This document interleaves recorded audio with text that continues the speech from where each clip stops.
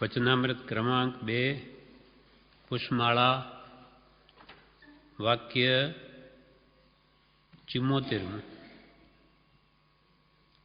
વાક્ય 74 એમાં કૃપાલદેવ કહે છે, જો આજે તારાથી કોઈ મહાન કામ થતું હોય તો તારા સર્વ સુખનો ભોગ પણ આપી દેજે. કૃપાલદેવ એમ કે છે, જો આજે તારાથી કોઈ મહાન કામ થતું હોય તો તારા સુખનો પણ ભોગ આપી દેજે. તારાથી કોઈ મહાન કામ થતું હોય, મહાન કામ શું છે? તે એક આત્માર્થ છે. બીજા કામો તો આજીવે અનંતકાલથી અનંત ભાવમાં બધું જ કર્યું છે, પણ એક આત્મજ્ઞાન નથી કર્યું, આત્માનું હિત નથી કર્યું. એ મહાન કામ જો કોઈ રીતે આ ભાવમાં થતું હોય તો તારા બીજા બધા સર્વ સુખનો ભોગ પણ આપી દેજે. વિવેચનમાં આ વિશે બ્રહ્મચારીજી જણાવે છે, આત્માને અર્થે આ જીવન છે. આત્માર્થની સફળતા થાય તેવું કામ તે મહાન કામ છે. આત્માર્થે આ જીવન છે. કેમ એમ? તો કે આ આત્માર્થનું કામ બીજા કોઈ ભાવમાં થતું નથી. તો કે દેવલોકમાં ન થાય દેવલોકમાં સમ્યક દ્રષ્ટિ આત્માઓ ત્યાં પણ કરે, પણ ત્યાં બીજા ઇન્દ્રિય ભોગોના સાધનો ઘણા વિશેષ છે, એટલે ત્યાં આકર્ષણ જીવનું થઈ અને આત્માર્થ રહી જાય છે. કોઈ ક્યાંથી સમ્યક દર્શન દેવગુરુ ધર્મની સાચી શ્રદ્ધા લઈ અને સંસ્કાર જેનામાં પડ્યા હોય તેવા દેવતાઓ તો ત્યાં પણ આત્માર્થ સાધે. ભગવાન તીર્થંકરોની સભામાં જાય, મહાત્માઓના સમાગમ કરે, શાસ્ત્ર પણ વાંચે, પણ એ કોણ કરે? સમ્યક દ્રષ્ટિ મહાત્માઓ. સમ્યક દ્રષ્ટિ દેવો, એ મિથ્યા દ્રષ્ટિ દેવો મોટા ભાગે છે. તે તો આ અહીંયા જેમ બધા જીવો કેમ કરે, ધર્મ કેટલાક આરાધન કરે આ કાળમાં પણ, તેવી રીતે ત્યાં પણ દેવો હરવું ફરવું એ જ પાંચ એના વિષયોમાં લુપ્ત રહે છે. માટે અહીંયા કૃપાલય કહે છે કે કોઈ મહાન કામ જો આ ભાવમાં તારાથી થતું હોય તો બીજા બધા સુખ, શું કે ઇન્દ્રિય સુખ, એ સિવાય આપણી પાસે ક્યાં બીજું સુખ છે? તો આ બધા ઇન્દ્રિય સુખનો ભોગ પણ આપી દેજે. એટલે આત્માને અર્થે જ આ માત્ર જીવન છે. આત્માર્થની જો સફળતા એટલે આત્મકલ્યાણ જો આ ભાવમાં થતું હોય તો બીજા બધા કામનો તું ભોગ આપી દેજે. અર્થાત એક આત્માર્થ જ સિદ્ધ કરજે કે જે બીજા કોઈ ભાવમાં થતું નથી. દેવ ભાવમાં ન થાય તો પછી નર્કમાં તો ક્યાંથી થાય? નર્કમાં તો બધું દુઃખ ને દુઃખ જ છે, અને ઢોર પશુ યોનિમાં પણ ન થાય. કેમ કે ત્યાં આપણે જોઈએ કાગડા કૂતરાઓ એ શું સમજી શકે?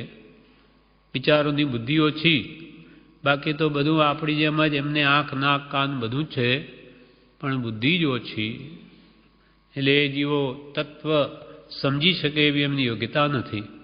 આત્મા શું, જળ શું, કર્તવ્ય શું અને ત્યાજ્ય શું, ગ્રાહ્ય શું, પેય શું, પીવાયોગ શું, ન પીવાયોગ શું, ખાવાયોગ શું, ન ખાવાયોગ શું, એમ હિતાહિતનું ભાન એટલે વિવેક તે પશુ યોનિમાં પણ થઈ શકતો નથી. એક માનવદેહ જ આપણે એવો છે કે જેમાં આપણને દેવલોક જેવા સુખ નથી, કે નરક જેવા દુઃખ નથી, કે ઢોર પશુની યોની જેવી માનસિક ક્ષતિ પણ નથી. એટલે કે બુદ્ધિ હણાઈ ગયેલી નથી, અલ્પ બુદ્ધિ નથી. માટે મધ્યમ સ્થિતિ હોવાથી આ ભાવમાં જો જીવ ધારે તો તે મોક્ષનો પુરુષાર્થ પણ કરી શકે, આત્મતત્વને સમજીને મુક્તિને પણ મેળવી શકે. એટલે જ મહાપુરુષોએ આ મનુષ્ય ભાવને સર્વથી શ્રેષ્ઠ કહ્યો છે. એટલે કૃપાલ બ્રહ્મચારી વિવેચનો કે છે, આત્માને અર્થે આ જીવન છે. આત્માર્થની સફળતા થાય તેવું કામ તે જ મહાન કામ છે. અથવા તો અન્યને આત્માર્થના કામમાં ઉપયોગી થવાય તે પણ મહાન કામ છે. કોઈ બીજાને પણ આત્માર્થ સાધવામાં આપણે મદદરૂપ થઈએ તો પણ કે છે એ મહાન કામ છે, અથવા તો અન્યને આત્માર્થના કામમાં ઉપયોગી થવાય તે પણ મહાન કામ છે. પોતાના આત્માનું મહાન હિત થવાનો કોઈ ચોક્કસ પ્રસંગ હોય તો તે વખતે બીજા દૈહિક સુખમાં ખળી રહેવા યોગ્ય નથી. જો આત્માનું મહાન હિત થવાનો સત્પુરુષનો જોગ હોય, કેવું આશ્રમ જેવું સત્સંગ ધામ હોય અને અનુકૂળતા હોય તો કે દૈહિક સુખમાં ખળી રહેવું નહીં. આવા અવસરમાં આ દેહથી મળતા ઇન્દ્રિય સુખમાં ખોટી થવું નહીં. જયસિંહભાઈ શેઠ જેવા હતા, આપણા આશ્રમના આદ્ય પ્રમુખ, પહેલાં મુખ્ય શેઠ હતા, મિલ માલિક હતા. તે જમાનામાં પ્રભુશ્રીના વખતની વાત છે. ઘરે ઘણું બધું, કેટલી મિલના માલિક, છતાં પણ પોતે અહીંયા પ્રભુશ્રીની હાજરી અહીંયા જ રહે. આવા જંગલમાં રહીને પણ સાધના કરે કે આવો જોગ ફરી ફરી મળે નહીં. ત્યાં બધી સુવિધા હોય, રહેવાની, ખાવા પીવા, માન મોટાઈ, પણ એ બધાને તિલાંજલિ આપી અને અહીંયા રહેતા. એમના આવો 15 દિવસે આવે અને એ કંઈ ખાવા પીવાનું મૂકી જાય ડબ્બાઓમાં, ને માણસ રાખેલા એના મારફત બી રસોઈ જમે અને અહીંયા રહે, પણ સત્સંગને છોડે નહીં. અર્થાત કૃપાલુ કે છે કે આવું જો મહાન કામ થતું હોય તો તારા સર્વ સુખનો ભોગ પણ આપી દેજે. પત્રાંક 609માં 11મા બોલમાં પરમ કૃપાળુ દેવે જણાવ્યું છે કે સત્સંગની ઓળખાણ થવી જીવને દુર્લભ છે. કોઈ મહત પુણ્યયોગે તે ઓળખાણ થયે નિશ્ચય કરી આ સત્સંગ સત્પુરુષ છે એવો સાક્ષી ભાવ ઉત્પન્ન થયો હોય તો જીવે અવશ્ય કરી પ્રવૃત્તિને સંકોચવી. કૃપાલદેવ વચનામૃતમાં 609માં પત્રમાં 11મી કલમમાં આ વાત કરી કે સત્સંગની પહેલાં તો ઓળખાણ થવી દુર્લભ છે, અને કોઈ મહાન પુણ્યના યોગે સત્સંગની ઓળખાણ થઈ હોય કે આ સત્સંગ છે, આ સત્પુરુષ છે, એવો જો સાક્ષી ભાવ ઉત્પન્ન થયો હોય તો કે જીવે અવશ્ય કરી પ્રવૃત્તિને સંકોચવી. પોતાના દોષ સત્સંગમાં પોતાના દોષ ક્ષણે ક્ષણે, કાર્યે અને પ્રસંગે તીક્ષ્ણ ઉપયોગે કરી જોવા, જોઈને તે પરીક્ષીણ કરવા, અને તે સત્સંગને અર્થે દેહ ત્યાગ કરવાનો યોગ થતો હોય તો તે સ્વીકાર. કે સત્સંગમાં રહી અને દેહ ત્યાગ થાય તો પણ તેને સ્વીકારવો. એટલે સત્સંગમાં દેહ ત્યાગ કરવાનો યોગ થતો હોય તો સ્વીકારવો. જેમ કે સત્પુરુષની સેવાનો લાભ મળ્યો હોય, એમની આજ્ઞા ઉઠાવવાનો અવસર મળ્યો હોય તો તે વખતે પછી શરીરની સગવડો કે હવા પાણી એ કશા તરફ લક્ષ્ય રાખવા યોગ્ય નથી. કે ભાઈ આશ્રમમાં તો ગરમી બહુ પડે ઉનાળામાં, અથવા ખાવા પીવાનું ઠીક નહીં, ઘરે હોય તો વ્યવસ્થિત થાય, એ બધું ગૌણ કરી દેવું જોઈએ. આત્માર્થ કરવો હોય ત્યાં પછી આ સગવડોને, હવા પાણીને એને મુખ્ય કરવા નહીં. દેહ ત્યાગ સુધી કહી દીધું. દેહ ત્યાગ થવાનો અવસર હોય તો પણ તે સ્વીકારવો, પણ સત્સંગ કરતા કોઈ પદાર્થને વિશેષ ભક્તિ સ્નેહ થવા દેવો યોગ્ય નથી. સત્સંગ આત્માર્થથી સંસારની ભૌતિક સામગ્રીઓ પ્રત્યે વિશેષ ભક્તિ સ્નેહ થવા દેવો યોગ્ય નથી. તેમ પ્રમાદે રસગારવાદી દોષે તે સત્સંગ પ્રાપ્ત થયે પુરુષાર્થ ધર્મ બંધ રહે છે અને સત્સંગ ફળવાન થતો નથી, એમ જાણી પુરુષાર્થ વીર્ય ગોપવવું ઘટે નહીં. પ્રમાદ, આશ્રમો રહીને પણ પ્રમાદ થતો હોય, રસગારવ, વૃદ્ધિગારવ, શાતાગારવ, એ દોષ પણ સત્સંગ પ્રાપ્ત થયે પણ જીવ જો સેવે તો પુરુષાર્થ ધમબંધ રહે છે. માનો કે આપણે અહીંયા રહ્યા, કે આપણે નિરાંત છે, એ સારું સારું ખાવાનું બનાવીએ, ખાઈએ અને આનંદ કરીએ, તો એ સત્સંગ ફળવાન ન થાય.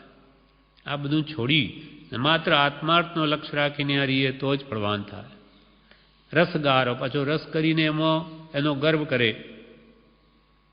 કે અમે તો 2 શાકથી ઓછું ખાઈએ નહીં, અમારે તો જમવામાં મિષ્ટાન જોઈએ જ, એના વગર અમારે નહીં ચાલે. આ રસગારવ છે. રસ કરીને પાછો એમાં ગર્વ કરે. અને રિદ્ધિગારવમાં કે અમારા જેવી રિદ્ધિ કોની પાસે છે? અમારે બંગલા, ગાડીઓ, એ તો અમારે ગાડી તો જોઈએ જ, અમે તો એમાં જ જઈએ. આ રિદ્ધિનો ગર્વ છે.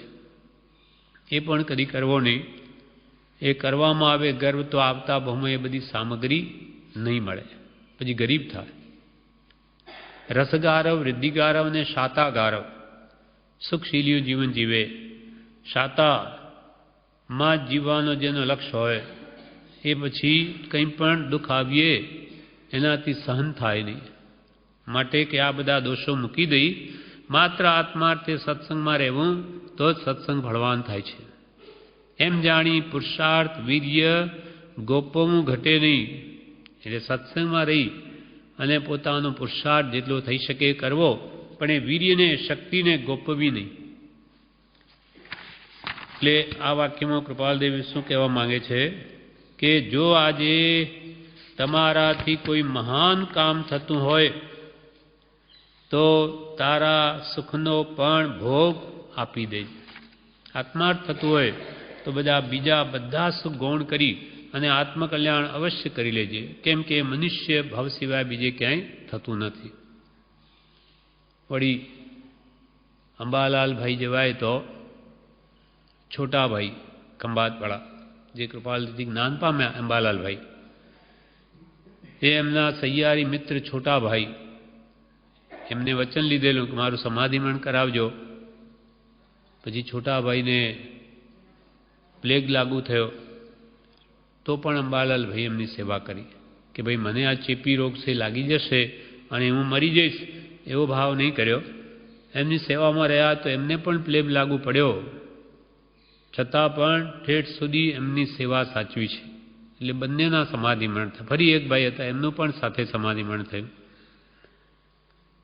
એમ સત્સંગનો જોગ હોય, આત્મકલ્યાણનું નિમિત્ત હોય, તેને અવશ્ય સાધવું, જતું ન કરવું. આ પ્રમાણે વાક્ય 74મું પૂરું થયું. હવે પુષ્પમાળામાં 75મું વાક્ય, તેમાં કૃપાલદેવ કહે છે કરજ એ નીચ રજ. કરજ એ નીચ રજ, ક વત્તા રજ છે. કરજ એ યમના હાથથી નિપજેલી વસ્તુ છે. કર વત્તા જ, કર એ રાક્ષસી રાજાનો જુલ્મી કર ઉઘરાવનાર છે. એ હોય તો આજે ઉતારજે અને નવું કરતા અટકજે. કૃપાલદેવે આમાં કરજ એટલે દેવું કરવું, ઉધાર પૈસા લાવી અને પોતાનો પર ભાર વધારવો, તે કરજ એ નીચ રજ છે. રજ એટલે ધૂળ, એ નીચ વૃત્તિ છે. કોઈનું પણ કરજ બનતા સુધી લેવું નહીં. દેવું કરવું એ ભયંકર છે. વિવેચનમાં કહે છે દેવું કરવું કેટલું ભયંકર છે તે જણાવવા માટે આટલો વિસ્તાર કરીને આ લખ્યું છે. સારો માણસ હોય તેને પોતાને જ દેવું વાળવાની ફિકર રાત દિવસ રહ્યા કરે છે. કોઈના પૈસા ઉધાર લાવ્યા હોય તો સારા માણસને તો એ કેટલું વહેલું પાછું એ આપી દઉં એમ જ રહે છે. સારા માણસને તો લાવેલું દેવું વાળવાની ફિકર રાત દિવસ રહ્યા કરે છે. મોક્ષમાળાના સુખ વિશે વિચારના પાઠમાં પોતાનું ગયેલું ધન પાછું મેળવવા માટે કેટલું એને વેઠવું પડ્યું છે તેનું વિસ્તારપૂર્વક વર્ણન એમાં છે. એ તો એણે કંઈ દેવું કરેલું નહોતું, પણ મારી ગયેલી આબરૂ પાછી મેળવવાની એવી જે પ્રતિજ્ઞા કરેલી તે પણ દુઃખદાયક થઈ પડી તો દેવા સહિત મારે મરવું નથી એમ જેને મનમાં રહ્યા કરતું હોય તેને કેટલો બધો બોજો લાગે. મારે માટે દેવું કરવું જ નહીં, અને કર્યું હોય તો ઝટ પતાવી દેવું. દેવું એટલે કરજ. કૃપાલદેવ અહીંયા સુખ વિશે વિચાર નામના પાઠ મોક્ષમાળામાં લખ્યા છે 6 પાઠ. એમાં શેઠનું દૃષ્ટાંત આપ્યું છે કે એક શેઠ હતા, તે ધંધામાં એટલી મોટી ખોટ આવી કે બધું જ જતું રહ્યું. કરોડોપતિ હતા, ખાવાના પણ સાંસા પડે એવી સ્થિતિ થઈ પડી. હવે શું કરવું? હવે એમને વિચાર કર્યો કે હું પરદેશ જઈને પણ કમાવી લાવું, આબરૂ ગયેલી પાછી મેળવું. એટલે જવા જાય છે, ત્યાં ઘણી ઘણી મહેનત કરી અને ફરીથી કમાવી, ફરી કોટ્યાવધિ થઈ ને પાછા આવે છે. તો ત્યાં કે છે આબરૂ પાછી મેળવવામાં એને કેટલી બધી તકલીફ પડી છે એ બી કૃપાળદેવે બધી મોક્ષમાળામાં વર્ણવી છે. તો જેના ઉપર દેવું નહોતું, પોતાનું જે ધન ચાલ્યું ગયું તે મેળવવા માટે પણ એને એટલું બધું કરવું પડ્યું. તો જે બીજાનું લાવે, કરજ કરે, તો તેને માથે કેટલો બોજો હોય, પાછો દેવાનો ભાવ હોય સજ્જનને. તો માટે કે છે દેવું કદી કરવું નહીં, અને કર્યું હોય તો તરત જ પતાવી દેવું. જેમ કે એનો વ્યાજ હોય, આજે તો વ્યાજ ઘટી ગયા પણ વ્યાજ તો રાત ને દિવસ વધે.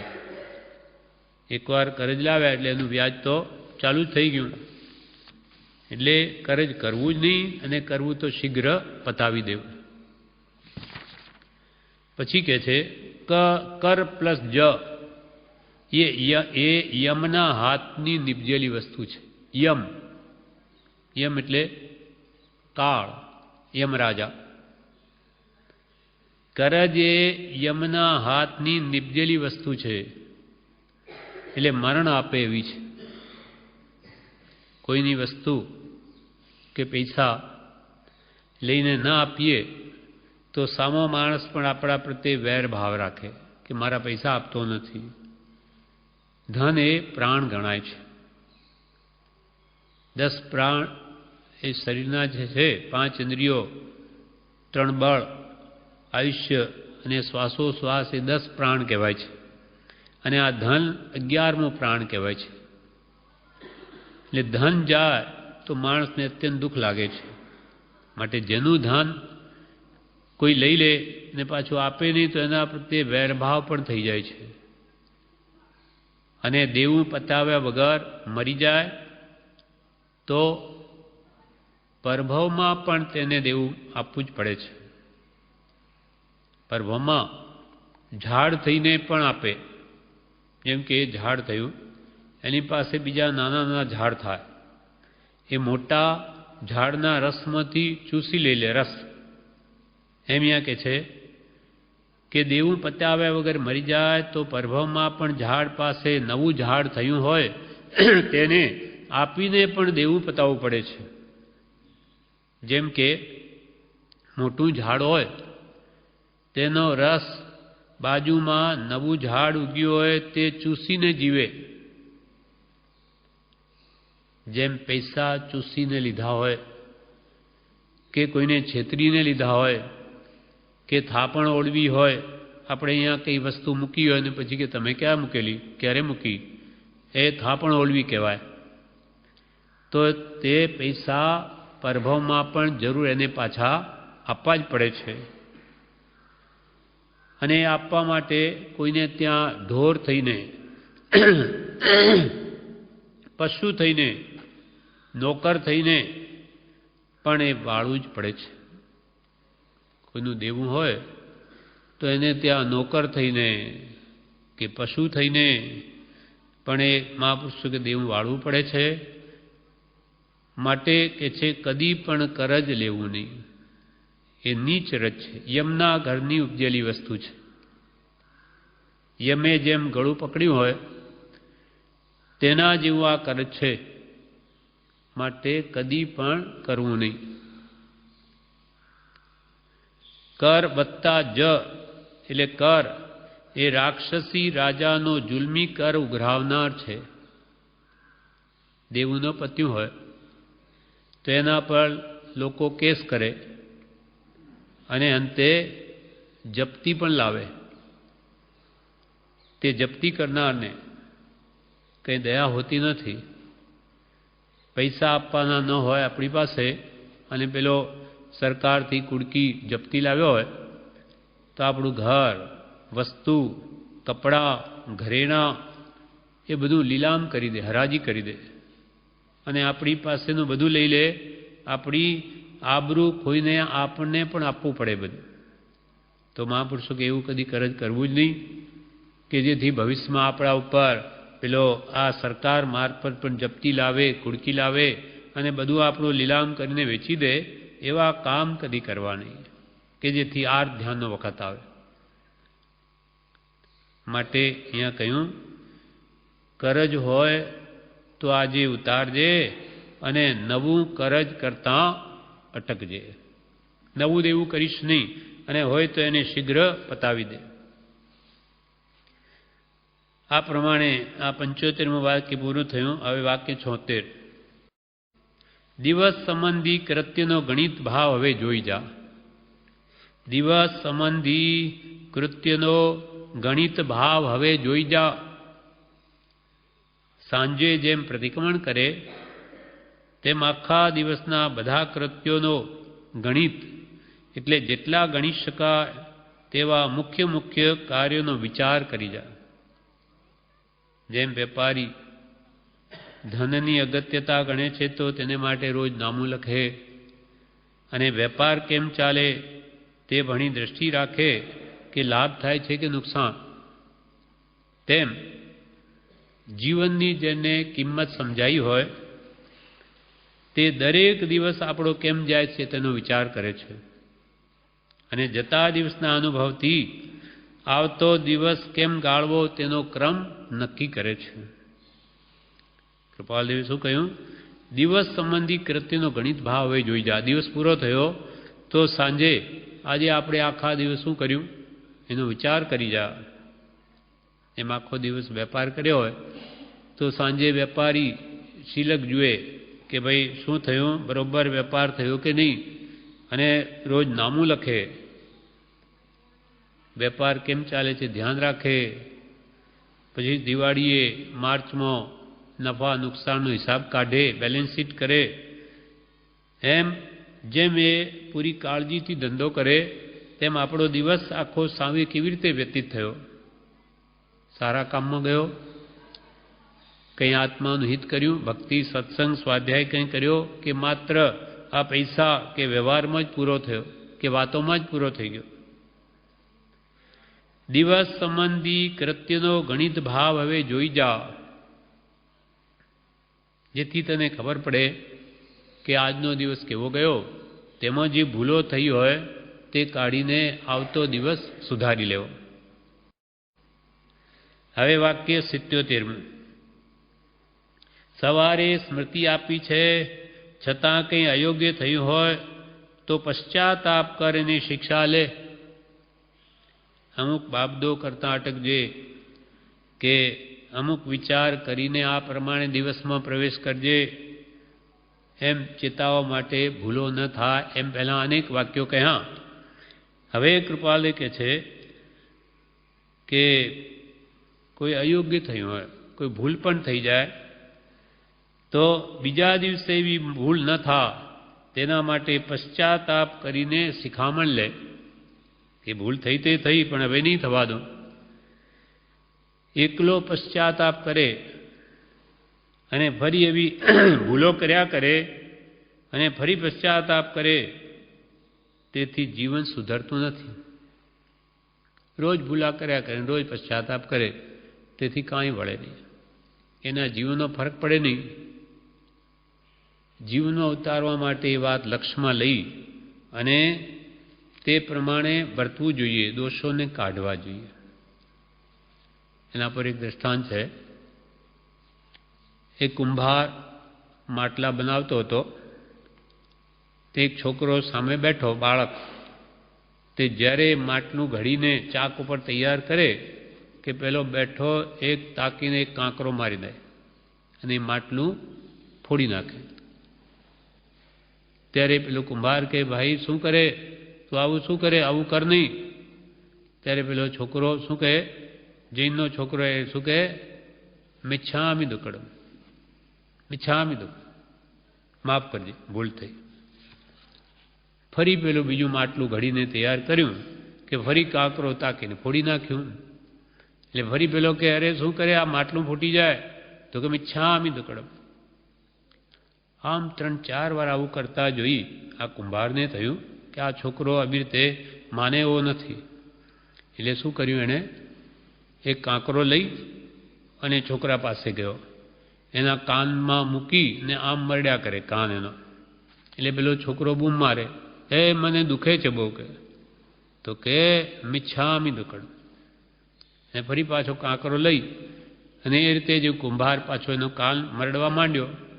એટલે વળી બૂમ મારે પેલો છોકરો, મારે દુખે છે, તો કે મિચ્છામિ દુક્કડમ.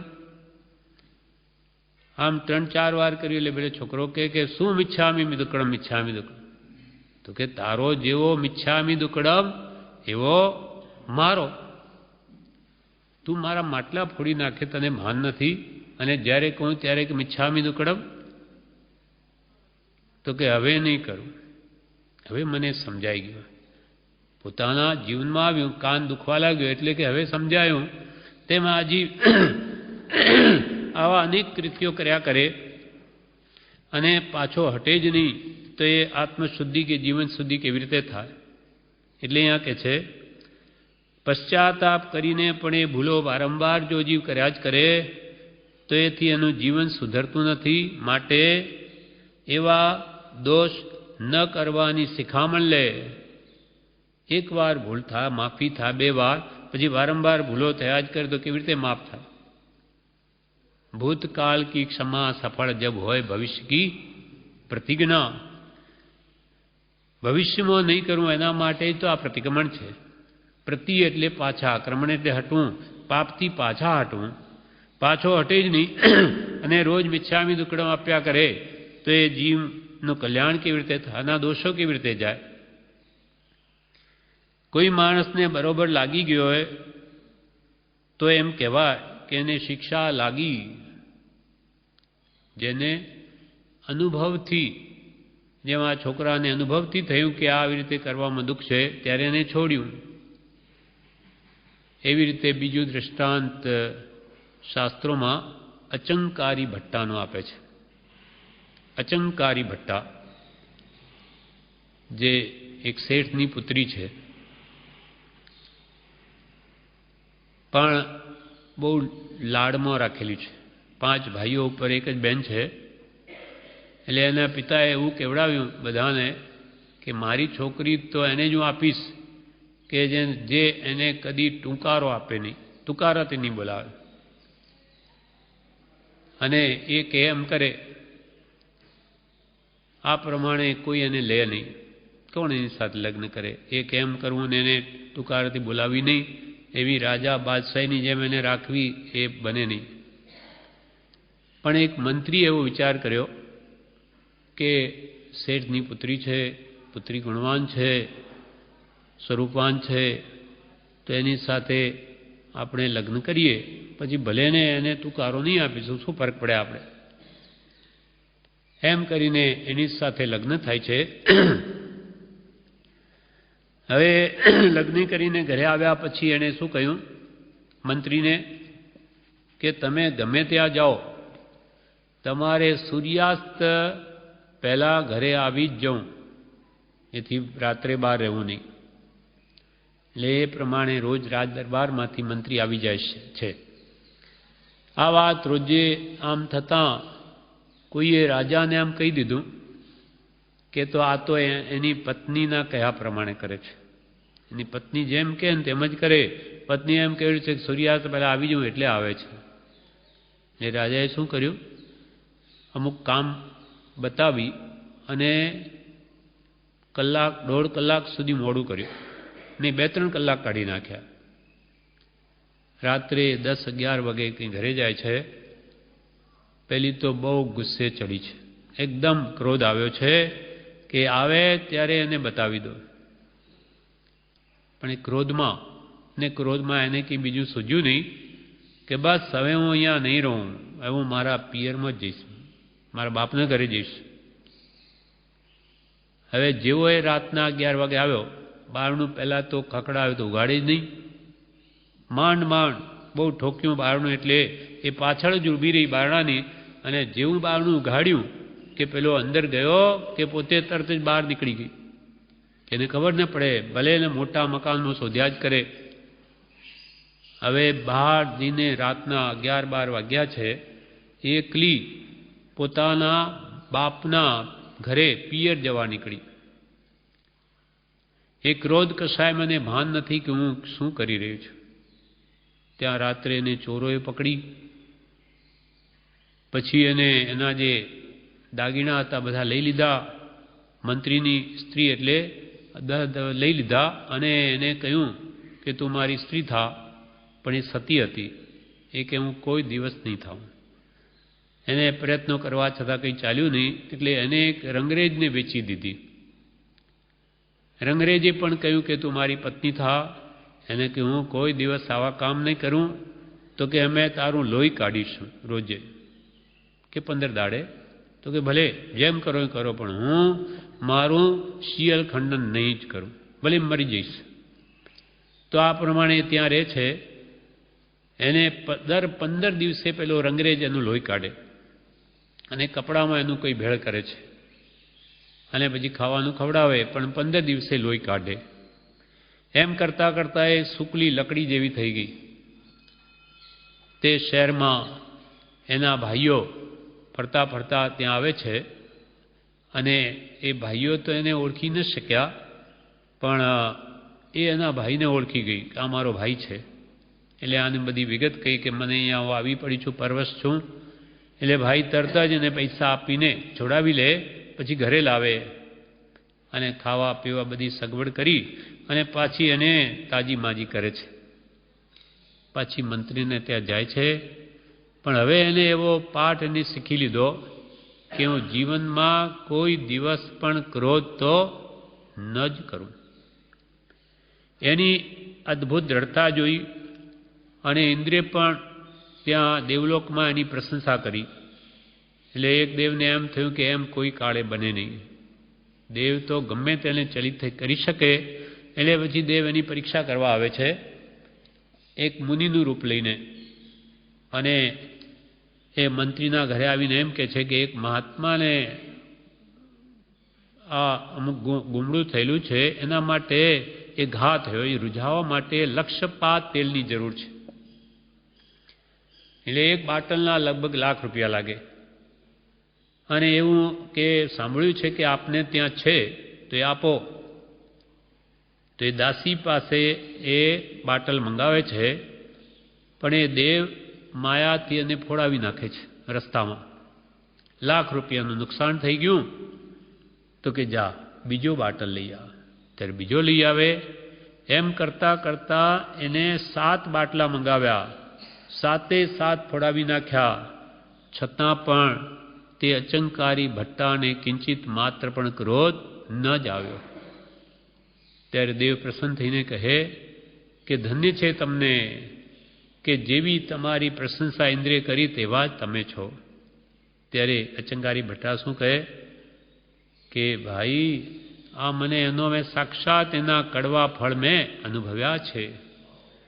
આ ક્રોધના કેવા કડવા ફળ છે તે મેં ભોગવ્યા છે. માટે હવે હું ક્રોધ નહીં જ કરું. લાખ શું કરોડોનું નુકસાન થાય તો પણ નહીં જ કરું. એમ જ્યારે સાક્ષાત અનુભવ પોતાને થાય ત્યારે જ આવા દોષો છૂટે છે. એટલે કહ્યું છે કડવા ફળ છે ક્રોધના નાની એમ બોલે. કડવા ફળ છે ક્રોધના નાની એમ બોલે. રીસતળો રસ જાણીએ હલાહલ તોલે. રીસતળો રસ જાણીએ હલાહલ તોલે. કડવા ફળ છે ક્રોધના નાની એમ બોલે. કડવા ફળ જ્યારે અચંકારી ભટ્ટાએ પોતાનું જ લોહી કાઢતા આવા અંગ્રેજોને ત્યાં, ત્યારે એને ભાન થઈ ગયું હવે આવા કડવા ફળ મારે નથી જ ભોગવવા. એટલે એને ત્યાગ કર્યો.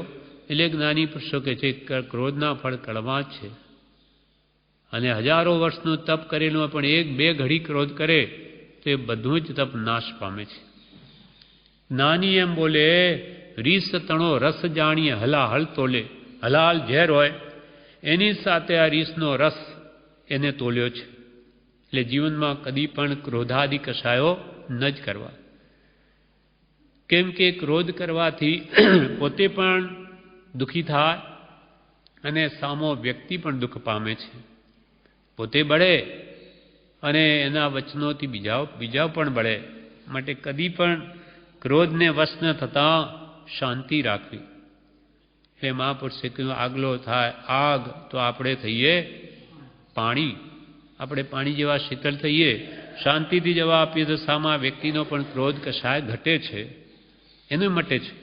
સામો આપણને ગાળ દે માનો કોઈ કારણસર, તો આપણે જો શાંતિ રાખવાનો અભ્યાસ કરીએ તો એનો પણ ક્રોધ કશાયનો ભાવ નીચો આવે, એનો પારો નીચે ઉતરે. પણ આપણે પણ બે શબ્દ ફરી કહીએ તો પેલો ચાર કહે. આમ કશાય ભાવ વધતા જાય, વેરભાવ વધતો જાય અને બેની બળતરા દુઃખ વધે. માટે સમતા ભાવ જ્ઞાની પુરુષો કે છે કેળવવો જોઈએ. આ પ્રમાણે અહીંયા કહ્યું કે સવારે કૃપાલદેવ કહે છે સવારે સ્મૃતિ આપી છે, છતાં કંઈ અયોગ્ય થયું હોય તો પશ્ચાતાપ કર અને શિક્ષા લે. કંઈ પણ અયોગ્ય થયું હોય તો પશ્ચાતાપ કર અને શિક્ષા લે. ફરી એવું કાર્ય હું કદી નહીં કરું. કેમ કે આ માનવ ભાવ અતિ દુર્લભ છે. મનુષ્ય ભાવ વાર વાર મળતા નથી. હજારો લાખો ભાવ બીજા આપણા થાય ત્યારે કોઈક જ વાર આવો માનવદેહ મળે છે. એમ ભગવાન તીર્થંકરો કહે છે. ભગવાન મહાવીર સ્વામીએ અંતિમ ઉપદેશમાં આજ કહ્યું, છેલ્લો ઉપદેશ ભગવાનનો, જે ઉત્તરાધ્યયન સૂત્ર બની ગયું, તેમાં ભગવાને એમ કહ્યું કે ચતુરાણી પરમંગાણી દુલ્હાણીય જંતુણો માણુસત્તમ શ્રી શ્રદ્ધા સંયમમ્ય વીર્યમ. ભગવાને એમ કહ્યું કે ચાર વસ્તુ આ જન્મમાં અતિ દુર્લભ છે મનુષ્યને, કોઈ પણ જીવને. તેમાં પહેલું તો માનવ દેહ. ચતુરાણી પરમંગાણી, ચાર વસ્તુ અત્યંત દુર્લભ. કઈ? માણુસત્તમ એટલે મનુષ્યપણ. પછી સુઈ એટલે શ્રદ્ધા, સત્પુરુષના વચન ઉપર શ્રદ્ધા. સુઈ શ્રદ્ધા, સુઈ એટલે શ્રુતિ, ભગવાનના વચનનું શ્રવણ થવું પણ અતિ દુર્લભ.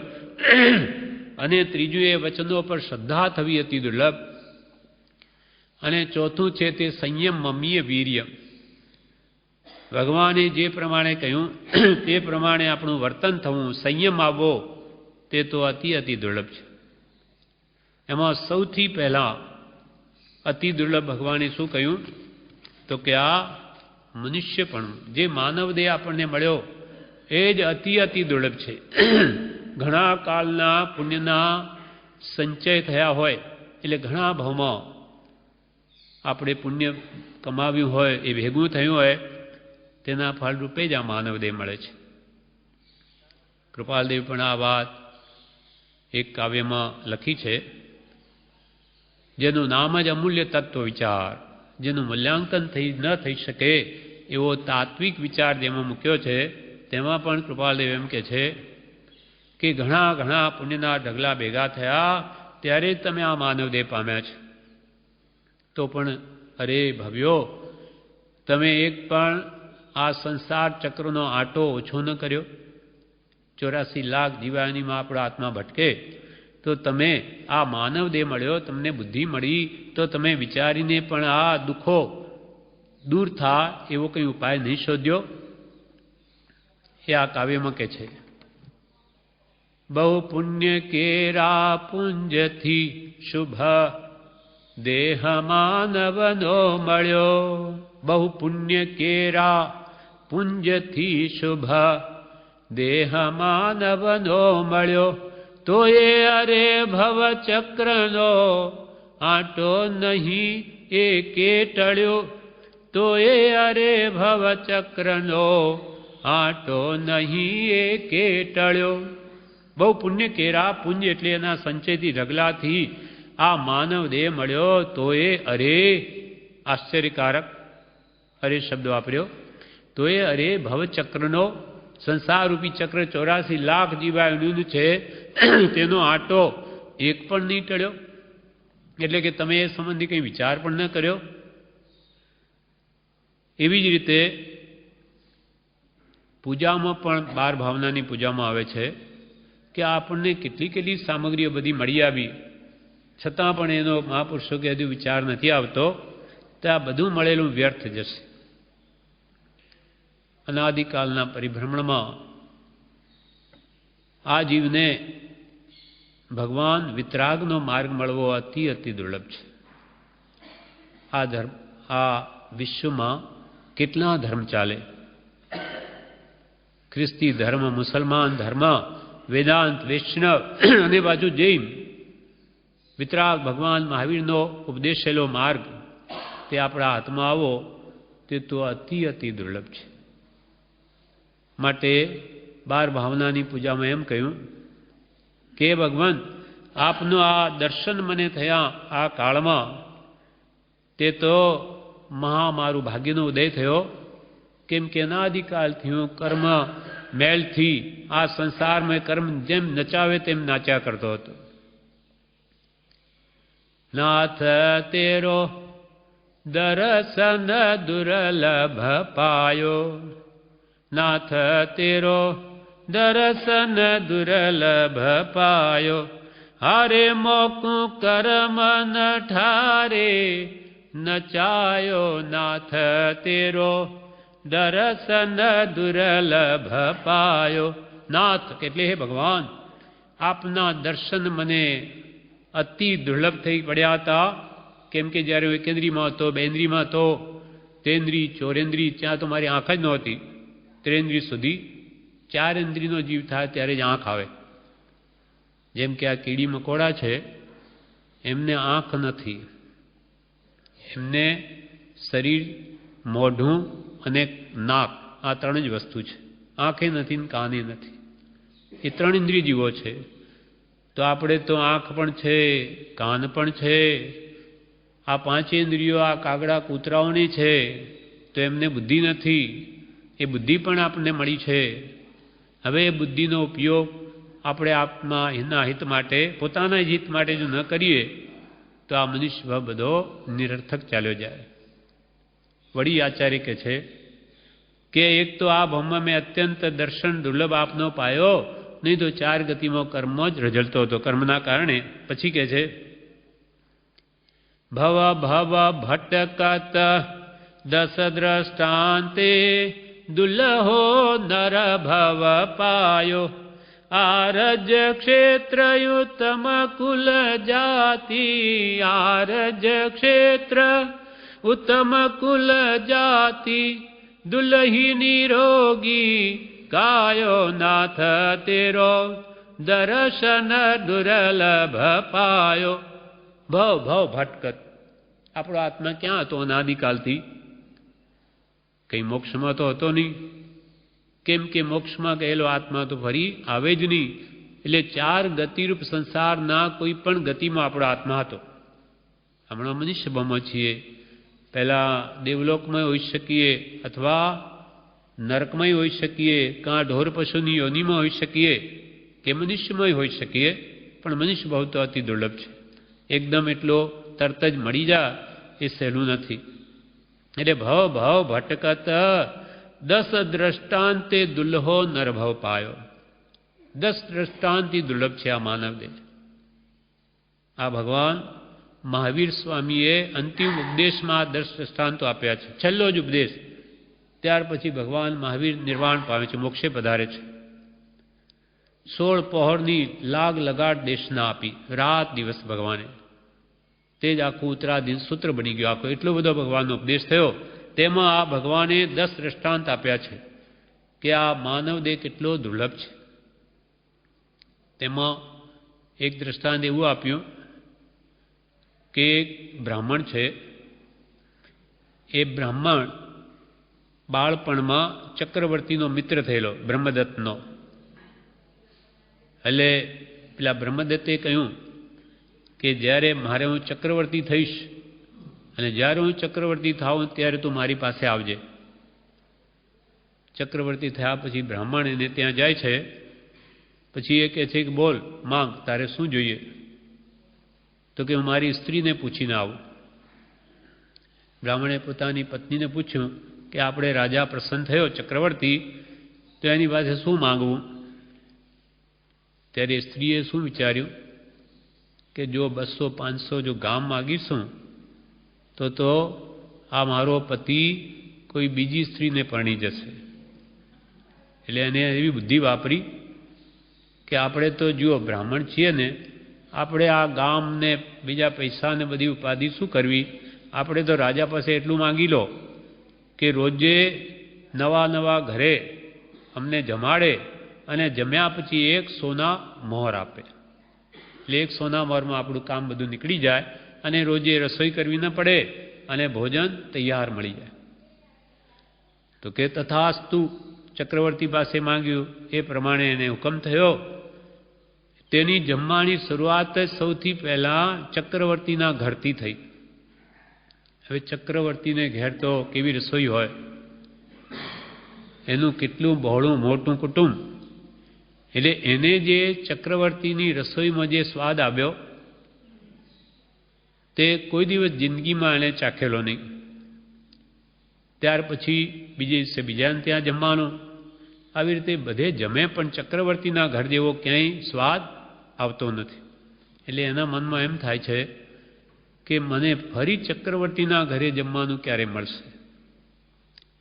હવે 6 ખંડ, એમાં કેટલા બધા ઘરો, આખી જિંદગીમાં તો શું એવી કેટલી જિંદગી હોય તો પાર ના આવે. એટલે ફરી ચક્રવર્તીના ઘરે તો એનો જમવાનો વારો આવશે જ નહીં.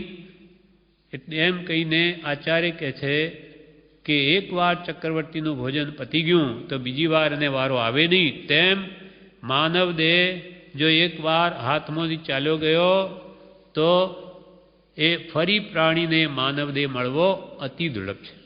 માનો કે દેવયોગે કદાચ એ સંભવ થાય પણ મનુષ્ય ભાવ તો ન જ મળી શકે.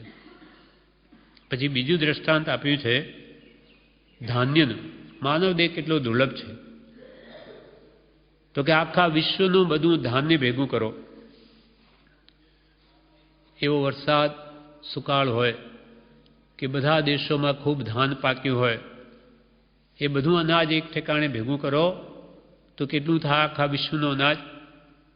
એમાં પછી 1 કિલો સરસવના દાણા ઉમેરો, નાના રાઈ જેવા હોય, એ બધા આટલા બધા આખા વિશ્વના ધાનના ઢગલામાં ઉમેરી દો. અને પછી કોઈ ડોસી માને માજીને એમ કહો કે ભાઈ આમાં તો એક દાણાઓ તમે શોધી આપો માજી. તો એ બને? કોઈ કાળે નહીં બની શકે. આખા વિશ્વનો અનાજ, એમાં 1 કિલો રાઈના દાણા જેવા, એમાં ક્યાં ભળ્યા ને ક્યાં ગયા એ કેવી રીતે અને પાછા માજી કેમ શોધી કાઢી શકે? તો કે જે તો અસંભવ જેવું છે. પણ દેવયોગે કદાચ એ સંભવ થઈ શકે, પણ આ એકવાર જો મળેલો માનવ દેહ હાથમાંથી ચાલ્યો ગયો તો ફરી મળવો તેના જેવો જ દુર્લભ છે. આવા 10 દ્રષ્ટાંતો આપ્યા છે. ત્રીજું દ્રષ્ટાંત ભગવાન મહાવીર સ્વામીએ એવું આપ્યું કે ધનદ નામનો એક શેઠ હતો.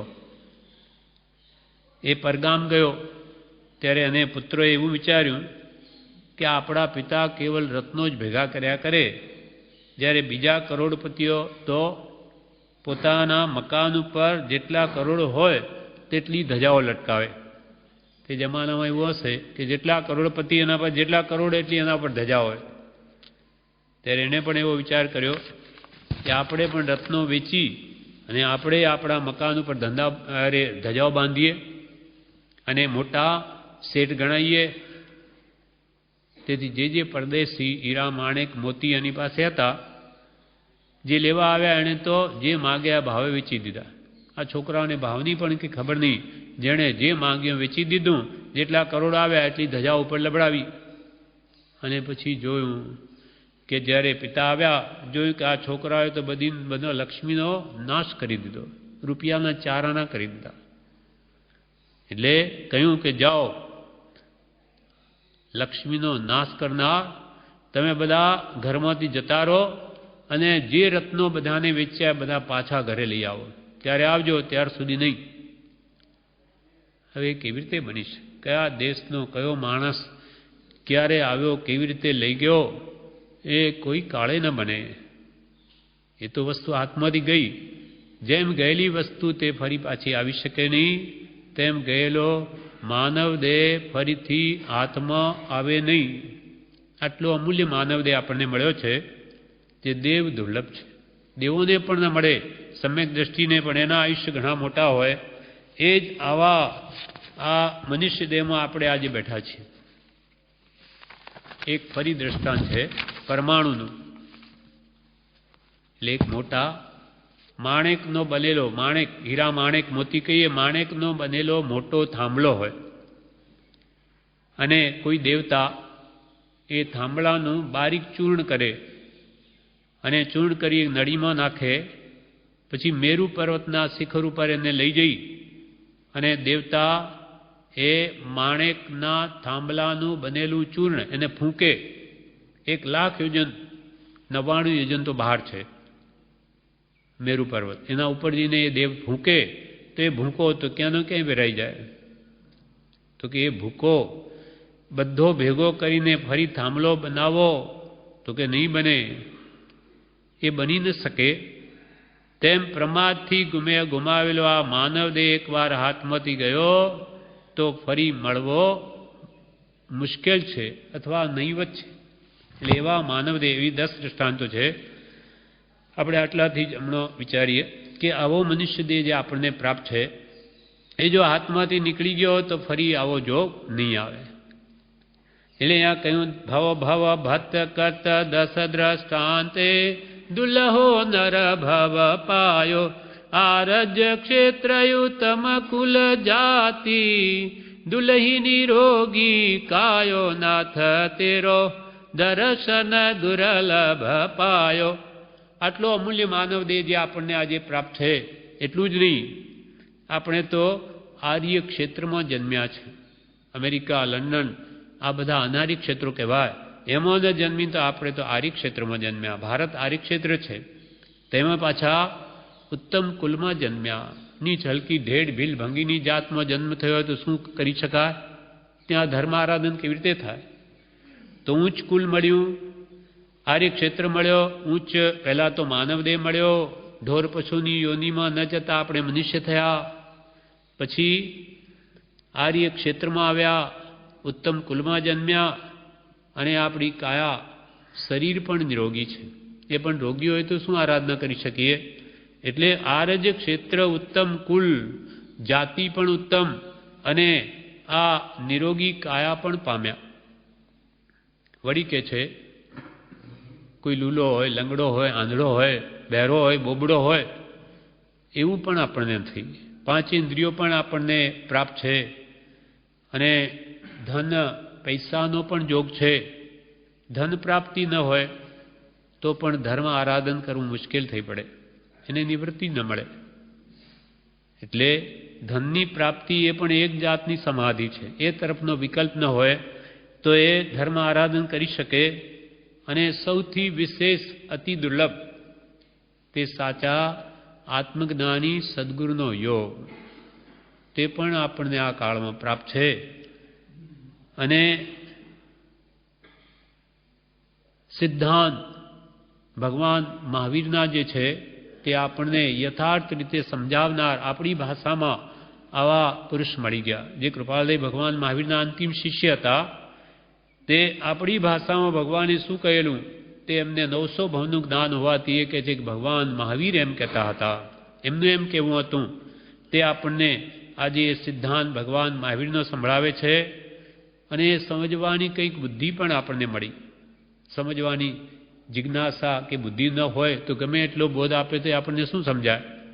એટલે અહીંયા કહે છે 5 ઇન્દ્રિય પ્રવડી પામી, દુલ્હો ધન સંપ્રદાયો, સદગુરુ જોગ સિદ્ધાંત સાંભળવો, સદગુરુ જોગ સિદ્ધાંત સાંભળવો, દુર્લભ ચિત્ત સમજાયો નાથ તેરો, દર્શન દુર્લભ પાયો. બીજી યોનિઓમાં ક્યાંય ભગવંત આપના દર્શનો કરી ન શક્યો, પણ આજે મને આ બધી જ અનુકૂળતા છે. વળી એનાથી પણ વિશેષ દુર્લભ તે શ્રદ્ધા છે. ભગવાનના વચનો શ્રવણ થઈ અને એના ઉપર શ્રદ્ધા થવી, એવું જે દુષ્કર અંગ પણ દુષ્કર અંગ ધરાયો, એ પણ એ ભગવાન આપની કૃપાએ કંઈક પ્રાપ્ત થયું તો આપણી પાસે આવીએ છે. એવી બધી સામગ્રી મળવા છતાં હે ભગવાન, આ મારો આત્મા મૂડ એવો તે પ્રમાદથી બધું હારી ગયો. આટલી બધી સામગ્રી આપણને મળી અને એનો જો આપણે ઉપયોગ ન કરીએ તો મહાપુરુષો કે છે તારા જેવો કોઈ મૂર્ખ નથી. બધી સાધન સામગ્રી મળી અને પ્રમાદમાં બધું વહ્યું ન જાય એના માટે આપણને જાગૃત કરવા કે છે. સદ્દહણા એટલે શ્રદ્ધા. સદ્દહણા શુદ્ધિ જીન સૂત્રની દુષ્કર અંગ ધરાયો. આવું દુષ્કર અંગ પણ આપણને પ્રાપ્ત થયું. સામગરી સઘળી લઈ સુંદર, સામગરી સઘળી લઈ સુંદર, મૂઢ પ્રમાદે હરાયો નાથ તેરો, દર્શન દુર્લભ પાયો. હરે મોકું કર્મ ન ઠારે ન ચાયો નાથ તેરો, દર્શન દુર્લભ પાયો. આવી સામગ્રી બધી સુંદર આપણને પ્રાપ્ત થઈ છતાં જ્ઞાની પુરુષો કે જે મૂળ એવો જીવ તે પ્રમાદથી બધું હારી બેઠો. હે ભગવાન, આપના દર્શન મને બહુ જ દુર્લભ રીતે પ્રાપ્ત થયા, પણ આ નઠારા કર્મે મને આજ દિવસ સુધી નચાવ્યો. એટલે આ વાત કરીને આ 77મું વાક્ય પુષ્પમાળાનું પૂરું થયું. એટલે એમાં એમ કહ્યું કે આ રીતે જીવ જો હવે બી જાગૃત નહીં થાય તો પછી એને કોઈ છૂટવાનો બીજો આરો નથી. એટલે આપણે જો આ હવે કંઈ આરાધના કરી, આગલા ભાવમાં કંઈ આરાધના કરી, તેનું આ ફળ છે કે આજે આપણે આ માનવદેવમાં બધી રીતે સુખી છીએ.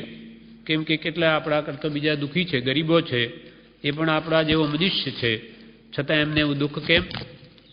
તો કે એમણે જેવા કર્મ બાંધ્યા એવા ફળ ભોગવે.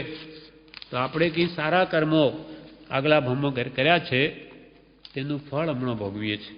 એટલે આ ભાવમાં કંઈ હવે આપણે સારું કરીશું તો આવતા ભાવમાં પણ આપણું સારું થશે. અને આ ભાવમાં કંઈક આત્મહિતાર્થે કમાણી નહીં થઈ તો આવતો ભાવ પછી આપણો આ કાગડા કૂતરાનો જ થાય એમ મહાપુરુષો કહે છે. એટલે આ ભાવમાં કંઈ આરાધના 24 કલાકમાં બી સવાર સાંજ એક સામાયિક કાળ 48 મિનિટ પણ આપણા આત્માને માટે કંઈક આરાધના કરવી જોઈએ. એટલી આરાધના પણ આપણને ગતિ સુધારી ઠેઠ મોક્ષ સુધી પહોંચાડી શકે. એટલે રોજ સવાર સાંજ આપણે નિવૃત્તિ મેળવી અને આત્મકલ્યાણ અર્થે કંઈ ને કંઈ અવશ્ય સત્સંગ, ભક્તિ, સ્વાધ્યાય, સ્મરણ અવશ્ય કરવું જોઈએ. આ પ્રમાણે આ વચનામૃત પૂરું થયું. હવે આપણે